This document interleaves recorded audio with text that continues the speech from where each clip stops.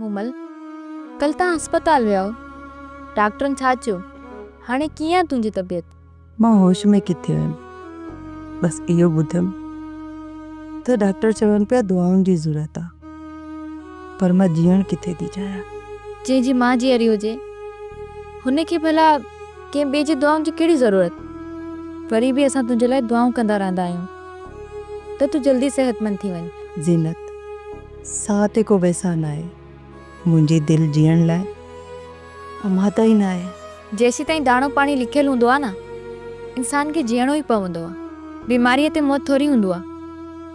केतिरा ई सेहतमंद माण्हू हादसनि जो शिकार थी मरी वेंदा आहिनि। बस कहिड़े बि बहाने सां मां त चाहियां थी त मूंखे मौत अची वञे।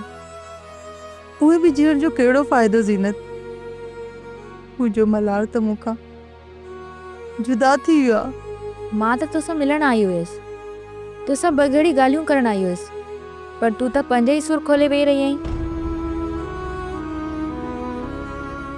मूमल, प्यार खां अलावा ज़िंदगी जी हर कमाई में नुक़सान जो अंदेशो हूंदो आहे।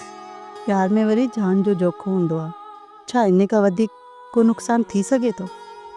इश्क में जान जो ज़ियान बि नेमतुनि तौरु ॻंढियो वेंदो आहे। चरी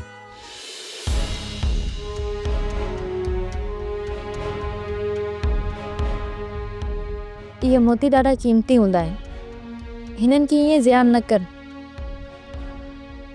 उहा डॉक्टर बि मूंखे मोटाए आया, न त मां पंहिंजे मलार सां गॾु हुजां हा। तोखे आख़िर वञण जी छो लॻी आहे? असां आहियूं त तुंहिंजे लाइ ॾींहुं राति दुआऊं था घुरूं त अल्लाह साईं तोखे जल्द सेहतियाब करे। वेझ न बुकी ॾे, अल्लाह चङी न थिए हा। तूं त रुगो पंहिंजे सुरनि में फाती हुजांइ, कंहिं साहेड़ी खां न पुछा कजांइ त हू कहिड़ी मुसीबत में आहे।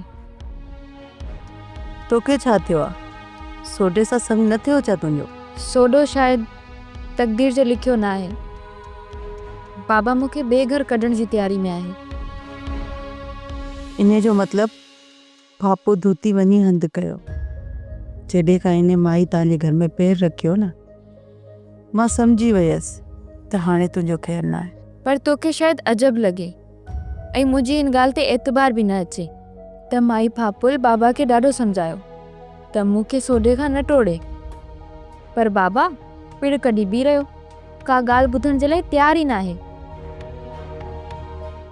ये मुझे जिस्म ते न लगा, पर मुझे रूह में लगा है। रूह में मां एसपी सां एड़ो त हशर कराईंदुसि,